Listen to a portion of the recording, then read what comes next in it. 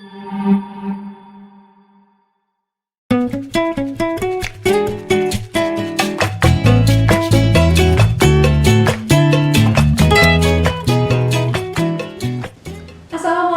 warahmatullahi wabarakatuh.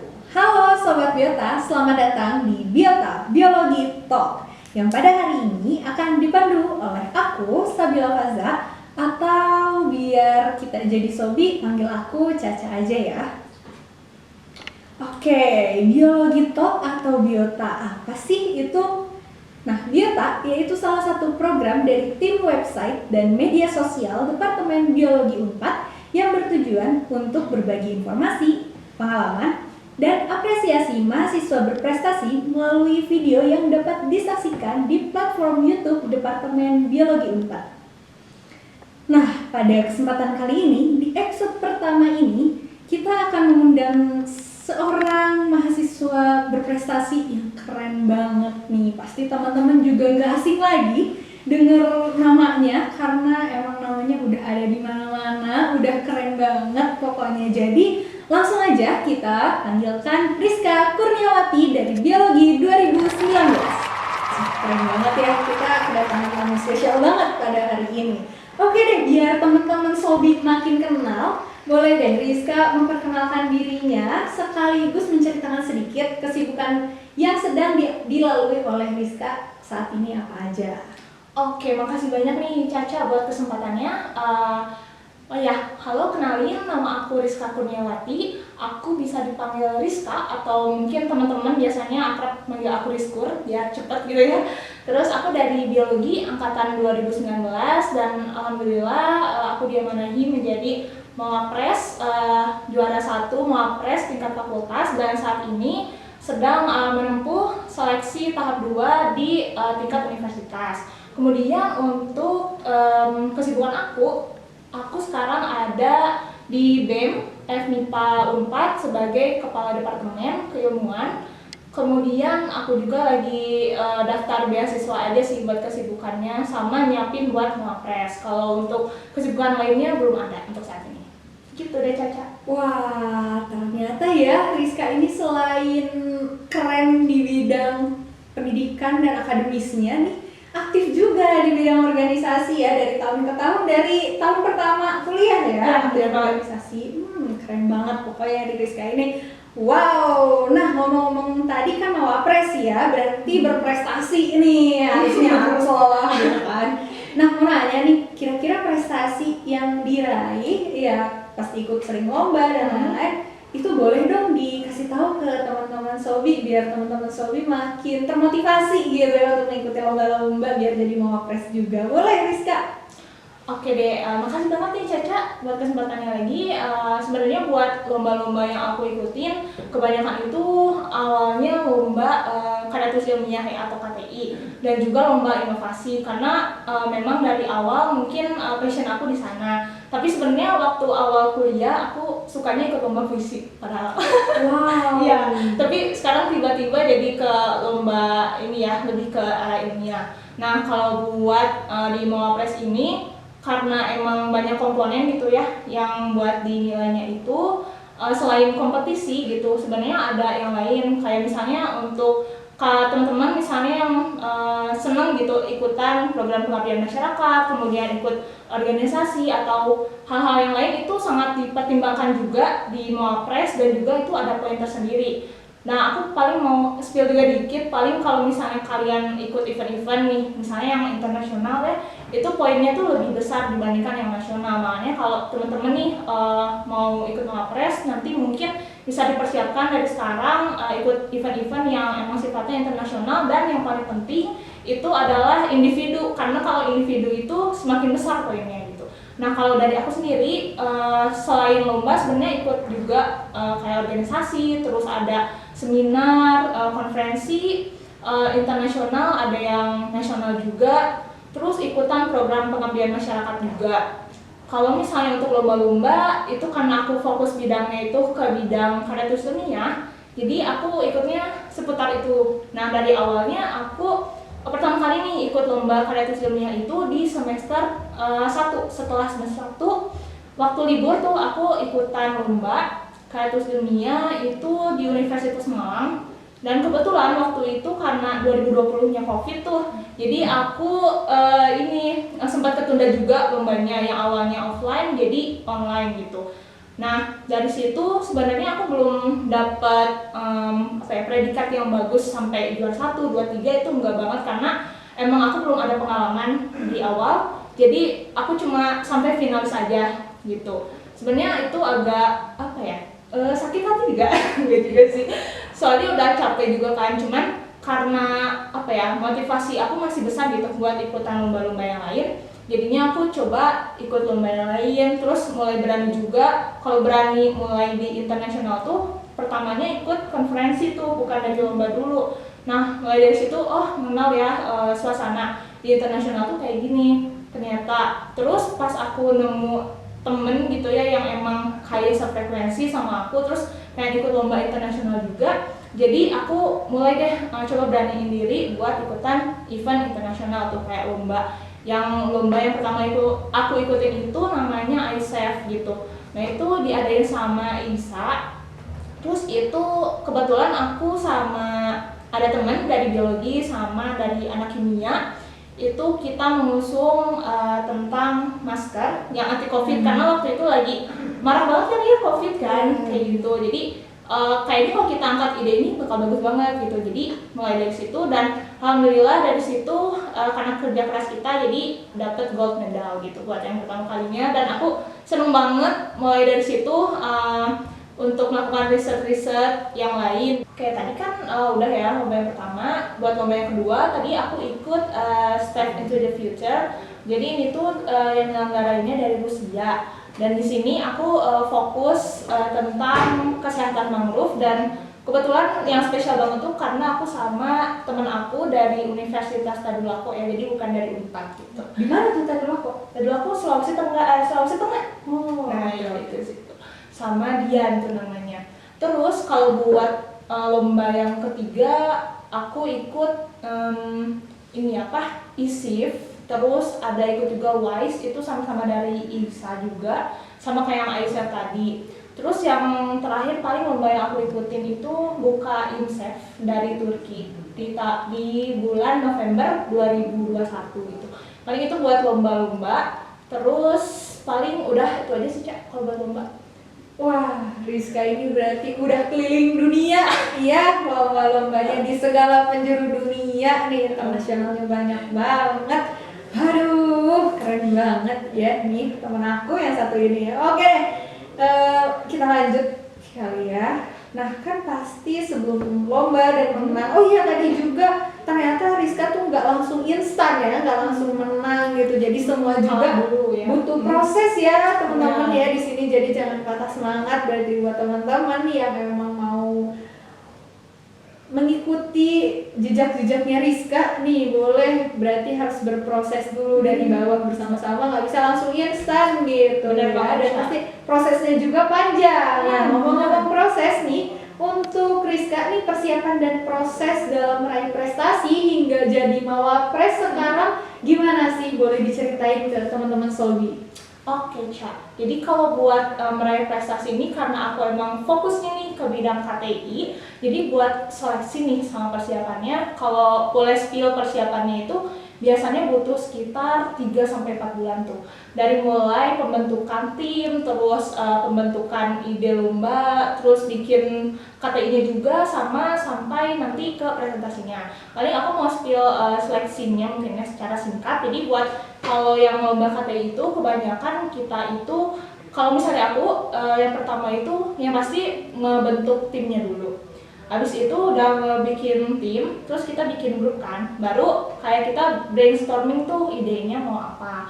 Nah setelah itu kita udah dapet ide nih, kita tinggal cari-cari jurnal yang berkaitan sama ide yang mau kita bangun. Nah habis itu kita mulai tuh bikin si karya tulis ilmiahnya. Nah kalau udah beres karya tulis ilmiahnya, jangan lupa juga buat bikin abstraknya. Nah karena buat yang pertama kali diminta sama juri itu biasanya adalah abstrak dulu. Nah kalau udah beres abstrak kita langsung submit. Dan kalau misalnya keterima nih, nanti kita dapat yang namanya LOA atau Letter of Acceptance gitu. Nanti Kalau udah keterima abstraknya, nanti mereka biasanya minta full paper, terus biasanya minta video juga. Dan kalau misalnya lolos lagi nih, baru kita bakal dipanggil buat tahap presentasi. Paling kalau buat seleksinya gitu aja sih standar buat semua lomba, baik yang nasional maupun internasional gitu. Nah, kalau ngomong-ngomong tentang Mawapres, ini beda sih Cak buat seleksinya kan, pasti karena bukan KPI aja yang diuji. Jadi kalau buat seleksi Mawapres ini sebenarnya apa ya, agak berjenjang gitu Cak. Jadi dari yang pertama dari prodi dulu, terus ke fakultas sampai ke tingkat universitas. Jadi kalau dari pengalaman aku sendiri waktu itu seleksi di prodi itu cuma seleksi ini apa ya, KTI aja. Jadi setelah kita submit KTI, terus nanti dilihat mungkin sama dosen-dosen yang bertindak sebagai juri yang ada di prodi, nanti kita bakal ya lihat lah lolos atau enggak. Nah kalau misalnya lolos, kita langsung masuk ke tahap fakultas bersama teman-teman dari fakultas lain, dari MIPA kan.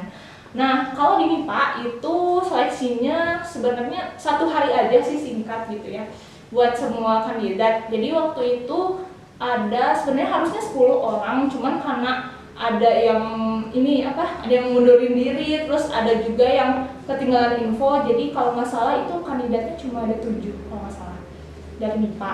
Nah terus ya kita bersaing di situ. Kalau nggak salah itu seleksinya cuma KTI, jadi kita memaparin KTI dalam bahasa Inggris. Terus sama nanti kan kita submit dulu nih daftar capaian unggulan. Jadi daftar capaian unggulan itu kita diminta 10 prestasi terbaik, dan kita itu disuruh tulis poin-poinnya gitu loh. Jadi setiap lomba atau kegiatan yang kita ikutin itu ada poin tersendiri dan kita dikasih panduannya gitu. Jadi kita disuruh buat ngisi sendiri gitu loh Ca. Jadi nanti waktu udah seleksi di fakultasnya, nanti bakal dikonfirmasi sama jurinya terkait kayak buktinya apa. Nanti gitu diliatin buktinya, terus kadang juga diceritain ini ngapain aja di lomba ini, di kegiatan ini, kayak gitu. Nah terus nanti bakal direvisi sama jurinya poinnya gitu. Jadi poin yang benar berapa, misalnya aku estimasi pertama kan maksimal tuh 500 ya poinnya. Nah kalau waktu itu aku ngeestimasi sendiri tuh sampai 300. Nah tapi pas udah direvisi sama juri jadi turun tuh jadi sekitar 268 kalau nggak salah. Nah jadi kayak gitu buat seleksi di fakultasnya. Dan di hari itu juga langsung pengumuman gitu, langsung ada transparansi nilai kayak gitu. Dan alhamdulillah aku dapat juara pertama di fakultas. Terus setelah itu yang pasti kalau kita lulus di fakultas itu kita ke universitas kan. Kalau di universitas itu sebenarnya enggak yang juara 1 aja yang bisa maju gitu. Jadi juara 1, 2, 3 sebenarnya bisa maju. Jadi tergantung fakultas masing-masing mau ngirim berapa gitu. Kalau dari MIPA waktu itu kita ngirimnya 2. Jadi juara 1 aku sama teman aku namanya Rania dari Geofisika. Nah jadi kita ngirim 2 ke universitas. Dan kalau buat seleksinya itu sama-sama aja sih sebenarnya, nggak jauh beda. Cuman yang bedanya itu ditambahin sama wawancara kepribadian sama keunpadan. Jadi kalau buat seleksinya tuh ada 4 ya secara umum. Jadi ada KTI, tadi presentasi. Jadi presentasinya itu boleh bahasa Inggris, boleh bahasa Indonesia. Kalau misalnya di fakultas itu harus bahasa Inggris, tapi kalau di ini universitas itu boleh Indonesia, boleh bahasa Inggris. Tapi aku sendiri waktu itu milihnya bahasa Inggris. Sebenarnya nggak ada poin khusus kalau bahasa Inggris lebih gede atau enggak, sebenarnya enggak. Cuman ya lebih preparationnya buat Inggris aja gitu. Nah terus setelah KTI itu kita sama dikonfirmasi juga buat daftar capaian unggulannya. Yang 10 tadi yang dikasih poin-poin gitu sama. Habis itu tadi ada wawancara kepribadian sama keunpadan. Nah kalau waktu itu tuh jadi ada 2 breakout room kalau nggak salah. Jadi yang pertama itu yang soal KTI, terus nanti presentasi sama biasanya tuh juri-juri masih ini loh Ca, kayak ngasih masukan juga gitu. Jadi beneran gak kerasa kayak seleksi sih waktu itu aku, soalnya kayak misalnya KTI ini kamu tipe di sini gitu. Jadi kayak dikasih tahu gitu salahnya di mana. Oh iya kayak gitu. Terus di break out room kedua itu langsung di wawancara kepribadian sama ditanya seputar Unpad gitu. Paling gitu sih Cak buat Mawapres. Kalau karena di universitas itu ada 2 tahap. Jadi ada 58 itu dari sarjana, diploma, sama minat bakat. Itu di seleksi tahap 1 58 orang, tapi setelah masuk ke tahap 2 itu cuma diambil 8. Jadi buat sarjana 4, diploma 2, sama minat bakat 2 gitu. Jadi aku bersama 3 teman yang lainnya alhamdulillah lolos ke seleksi tahap 2 di universitas. Jadi mohon doanya teman-teman. Wow, prosesnya panjang ya. Iya, panjang banget, Cak. Panjang banget, pusing pasti ya, tapi karena keren nih, jadi ya udahlah ya, toh lomba-lomba prestasinya juga udah yang internasional gitu ya. Berarti Rizka sekarang sedang melalui tahap 2 gitu ya di tingkat universitasnya. Oke, mari kita berdoa ya, dan aku pribadi yakin lah, nggak diraguin lagi kalau Rizka bisa banget bersaing nih di tingkat universitas maupun luar sana gitu. Amin, makasih banyak ya Cak dan teman-teman. Nah tadi karena prosesnya panjang, berat juga nih ya, pasti banyak nih tantangan dan kesulitan yang dihadapi dalam meraih prestasi yang ada nih di Rizka ini ya. Boleh deh diceritain sedikit aja yang paling bikin menantangnya tuh apa aja gitu. Oke, makasih Cak. Jadi kalau buat tantangan sih sebenarnya yang aku rasain itu benar-benar beratnya itu waktu di semester 4 sama semester 5 kemarin yang tahun 2021. Jadi waktu itu aku lagi banyak ikutan organisasi. Jadi sekali ikut berapa ya, di kampus itu 4. Terus ikutan panitia 1, sama yang di luar juga ada 1 juga. Terus belum ikut lomba-lomba. Terus di semester 4 juga kan ini ya, kegiatan akademiknya benar-benar padat tuh ya, sampai 6 praktikum gitu ya, tiap hari bikin laprak dan lain-lain. Belum juga tugas organisasi atau panitia. Terus kalau misalnya kita ambis ikut kegiatan lain juga itu bisa jadi tantangan tersendiri buat kita. Aku di waktu itu sempat ikut seminar yang kayak konferensi inter sama eksortus juga, jadi sempat nyiapin itu, lumayan agak padat juga. Paling kalau buat tantangannya itu sih Cak, kalau menurut aku dari segi akademik, buat ngatur waktu, gimana caranya buat tetap mempertahankan IPK biar tetap bagus.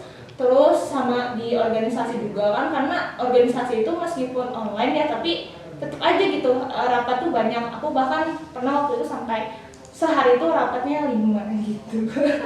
Jadi kayak double meet, terus kadang ada yang diwakilin, terus kalau udah beres aku baru langsung join ke meet lainnya. Dan tantangan juga waktu itu aku di 4 organisasi itu jadi kepala departemen semua gitu. Wow. Iya, jadi itu agak susah banget ya. Kalau misalnya staff kan ya udahlah ngikutin ini ya arahan dari kepala kan. Tapi kalau aku kan, kalau misalnya aku yang slow rest atau apa kan jadi ngaruh ke kerjaan departemen aku gitu. Jadinya aku harus bisa bagi fokus itu, terutama di organisasi sih. Sama yang lomba juga gitu, karena lomba itu kan punya deadline tersendiri gitu. Sambil rapat, sambil nyambi rapat, terus sambil ngerjain juga buat lomba kayak gitu, sambil meetan juga sama temen buat lomba gitu. Kadang chat juga itu penuh banget gara-gara banyak yang harus diurusin. Paling itu sih Cak buat tantangan dari aku sih semester kemarin. Wow, teman-teman Sobi nih ya, buat yang sedang menonton ini, kalau teman-teman minta saran time management, boleh langsung hubungin Rizka aja, karena wow, 4 organisasi, kepanitiaan, jadi kepala departemen semua, lomba-lomba, dan IPK-nya tuh tetap bagus ya, tetap melejit, gak pernah ketinggalan laprak, gak pernah skip kelas. Jadi boleh langsung hubungin Rizka aja buat teman-teman Sobi yang mau belajar time management, karena nanti aku di belakang nanya-nanya lagi ya gimana cara time management yang baik ya, karena gitu ya, kok keren banget gitu. Oke deh, langsung aja kita lanjut nih ya. Nah, mau tanya dong, kesan selama Rizka aktif berprestasi dari awal semester 1 ya, udah aktif sampai sekarang, sampai nanti Mawapres dan lain-lain, itu kesannya gimana sih? Apakah menyenangkan atau berat atau gimana gitu? Boleh. Jadi kalau buat kesannya tuh sebenarnya nano-nano ya teman-teman, kayak banyak banget ya, ada yang pasti ada senangnya, terus ada sedihnya pasti, sama ngerasa berat sih yang pasti. Kalau senangnya misalnya nih kayak aku yang dari misalnya SMA nih, aku nggak pernah kayak ikut organisasi sebanyak itu, terus kayak nggak pernah ikut lomba ya karena emang jarang info banget dulu waktu SMA. Jadi kayak udah apa ya, semenyenangkan itu gitu ternyata buat ikut lomba gitu, punya pengalaman baru, experience baru, terus punya teman-teman baru yang bahkan aku sendiri kayak di luar Unpad juga aku sampai kenal gitu gara-gara ikutan lomba gitu. Terus yang menyenangkan lagi kalau misalnya kita ikut lomba, terus misalnya dari pihak prodi ataupun bahkan dari dekanat misalnya ngasih apresiasi buat kita. Bahkan waktu itu aku sempat senang banget soalnya pernah dinotis sama ini apa, Bu Rektor waktu wisuda, terus aku disebutin namanya tuh kayak banget gitu, kayak suatu impian yang padahal aku sendiri pernah loh yang waktu Prabu loh 2019 di offline kan aku sempet lihat Mawapres 4 terus diselamatin gitu sama rektor, terus aku pernah mimpi gini, ya Allah kalau misalnya aku nanti diselamatin sama rektor gimana ya, dan ternyata kayak come true banget gitu mimpi aku itu, padahal kayak cuma di hati doang gak pernah diomongin, tapi wah banget gitu, kayak suatu kebanggaan buat aku sendiri gitu. Dan apa ya, aku juga bisa banyak sih kayak teman-teman juga yang kayak adik tingkat, terus ada teman-teman misalnya yang nanya-nanya ke aku tentang gimana sih tipsnya bisa kayak gini kayak gitu, terus aku juga bisa sekalian sharing berbagi sama mereka, itu juga bisa salah satu kebanggaan dan menyenangkan buat aku karena punya prestasi itu gitu. Terus kalau buat apa ya, menyedihkan sih apa ya, kalau dibilang aku orangnya sebenarnya pesimis banget guys, sebenarnya pesimis banget karena kalau aku ikut event sesuatu tuh kayak misalnya nih kayak event internasional dan aku belum pernah ikut, kayak ya ampun ini dari negara maju semua gitu, terus kayak Indonesia apa ya, apalagi kayak aku gitu kayak aku anak kemarin terus kayak tiba-tiba melaju ke internasional, kayak wah banget, aku nggak ada apa-apanya gitu, sampai sepesimis itu gitu. Kayak aku juga pernah gitu karena udah kerepotan sama organisasi dan kegiatan aku yang lainnya tuh kayak udah nangis lah, pokoknya sering banget nangis kalau tiap tidur, ya Allah aku capek, ya Allah aku capek gitu, tapi ya nggak bisa ditinggal gitu karena itu semua tanggung jawab aku yang aku mulai dari awal dan nggak bisa aku tinggalin gitu. Terus sama ya berat juga karena harus balance di semuanya ya, apalagi kalau teman-teman yang emang berniat dari awal pengen jadi Mawapres gitu, itu benar-benar harus balance banget di semua komponen, kayak tadi aku di akademik, terus di organisasi, kepanitiaan, terus kegiatan apa ya, pengabdian masyarakat, itu dia diperhitungkan. Sama kalau misalnya teman-teman terlebih bagusnya ada publikasi kayak gitu, itu juga diperhitungkan teman-teman. Jadi beneran harus balance di segala hal gitu. Dan aku juga dulu sempat punya mimpi juga karena aku ngelihat Mawapres 4 yang diselamatkan rektor itu di Prabu, aku jadi kepikiran kalau misalnya aku jadi Mawapres gimana ya kayak gitu. Terus kayak kebawa aja mimpi itu sampai di semester 5 pengen jadi Mawapres, tapi pas udah semester 6 kayak aku udah gak mikirin Mawapres padahal, tapi kayak kepaksa ikut lagi, jadi terus ternyata come true lagi gitu mimpi aku yang awalnya pengen banget jadi Mawapres, terus beneran jadi Mawapres gitu. Padahal udah apa ya, nggak mengharapkan lagi, tapi tiba-tiba mimpi itu jadi kenyataan lagi dan aku jadi semangat lagi gitu buat menjalani aktivitas yang lain dan buat kedepannya gitu Cak.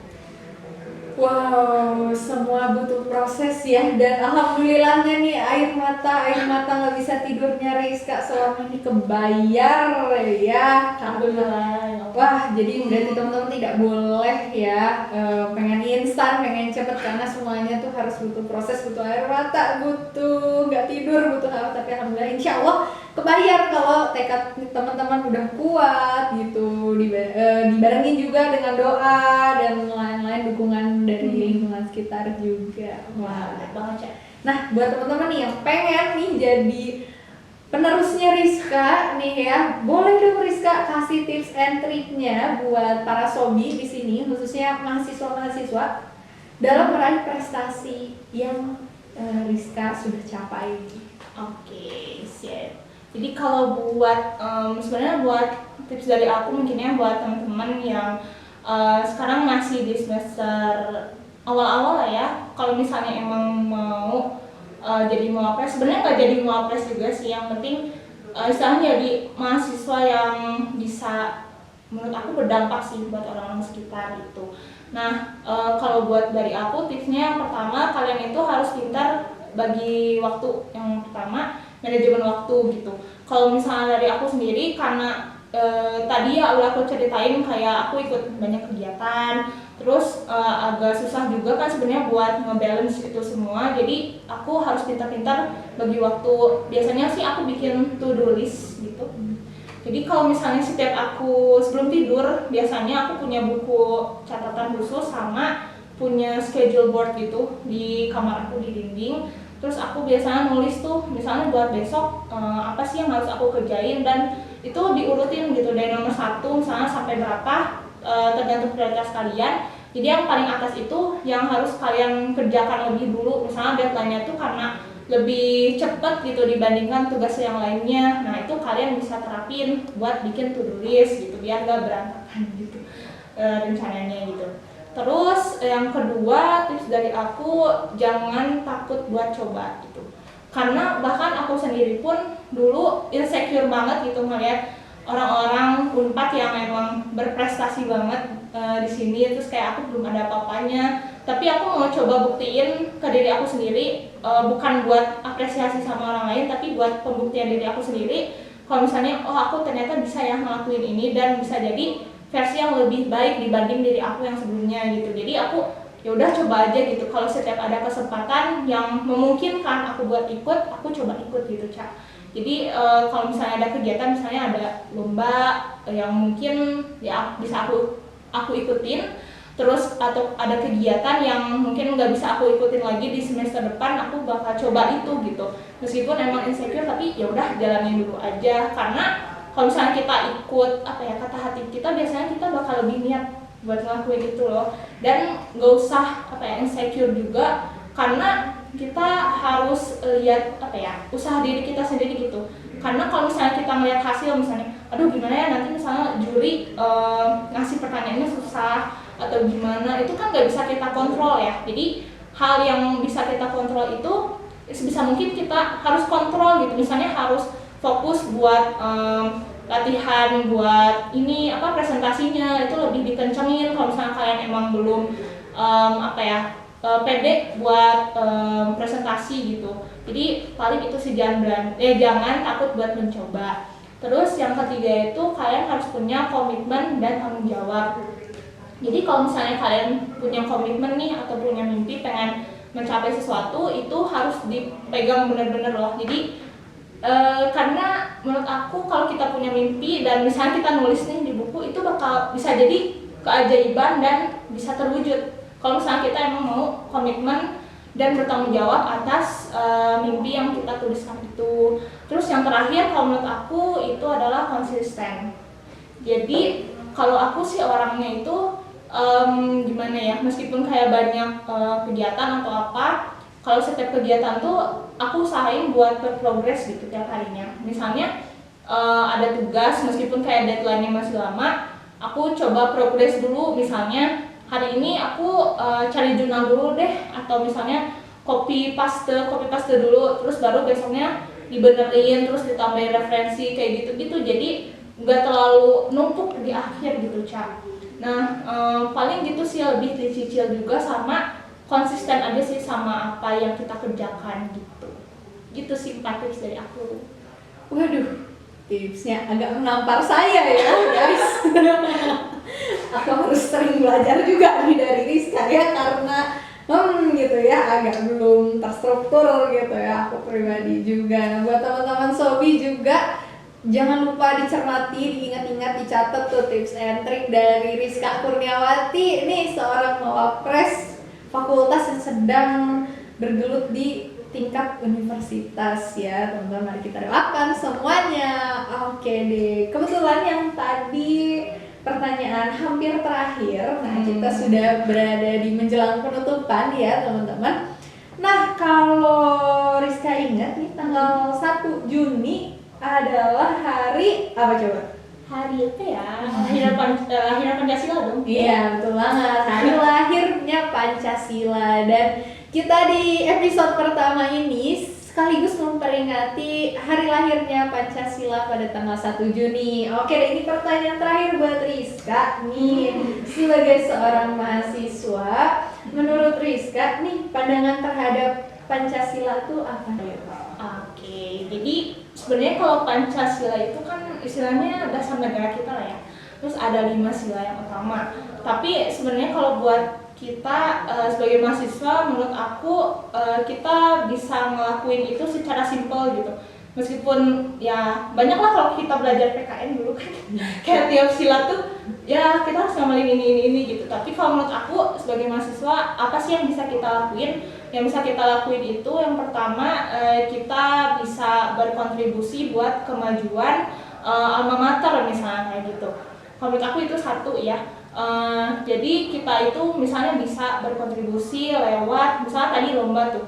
Lomba misalnya kalian udah sampai tingkat internasional atau nasional juga, dan itu kan secara nggak langsung bisa mengharumkan nama Unpad ya di mata dunia atau bahkan di universitas lain, dan pastinya teman-teman dari universitas lain itu pasti bakal lebih kenal gitu sama Unpad kalau kalian bisa tuh menang di lomba itu. Itu salah satu bentuk kontribusi kita terhadap alma mater gitu. Dan terus menurut aku juga kita sebagai terutama nih mahasiswa biologi, menurut aku adalah pengelolaan Pancasila itu kita turut memajukan ilmu pengetahuan dan juga teknologi.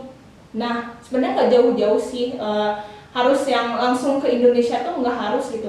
Misalnya kita dari bikin penelitian yang emang kita seneng gitu ya, yang kita minati, itu bisa jadi salah satu kontribusi juga gitu. Bisa jadi pokoknya bisa memajukan ilmu pengetahuan dan teknologi itu.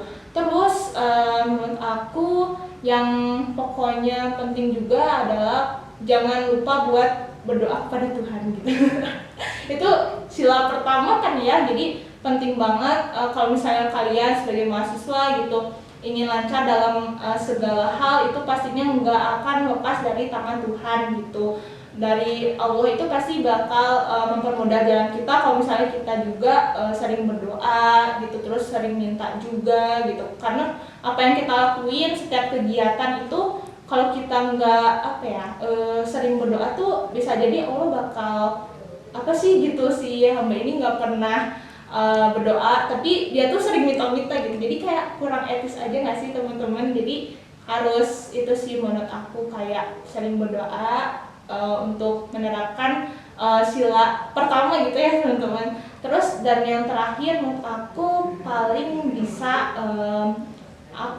lebih ke kalau misalnya sila ketiga kayak Persatuan Indonesia, jadi teman-teman bisa lebih menggeluti dunia perkuliahan ini dengan sosialisasi yang baik dengan teman gitu Ca. Paling kalau misalnya sosialisasi kalian jangan lepas juga gitu, kalau misalnya kegiatan akademik sibuk atau kegiatan apa, tolong disempatkan buat kegiatan yang lain. Misalnya kegiatan organisasi kan itu salah satu bentuk buat kita gitu ya bersosialisasi dengan teman-teman kita di dunia kampus gitu. Jangan sampai kita hidup di kampus tuh sendiri gitu. Jadi kayak harus ada orang lain juga yang membantu kita di dunia perkuliahan dan punya pengalaman juga gitu berorganisasi. Paling itu sih Ca dari aku.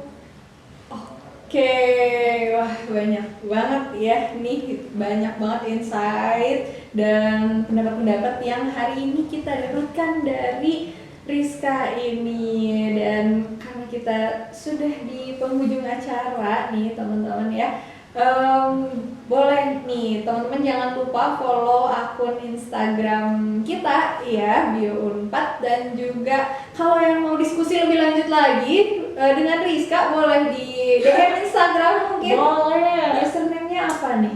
@kania.iska7 ya teman-teman. Nah, boleh langsung aja di follow ya buat teman-teman yang mau diskusi lebih lanjut, karena Jujur ya, waktu cuma segini tuh nggak cukup gitu ya buat kita. Kalau mau lebih banyak lagi tuh bisa lanjut aja langsung chat Rizkanya. Semoga dianya lagi nggak sibuk ya, bisa lah ya menyempatkan ya buat menjawab pertanyaan teman-teman di sini. Oke deh, buat Sobat Biotalk, terima kasih banyak dan sampai jumpa di episode selanjutnya. Dadah.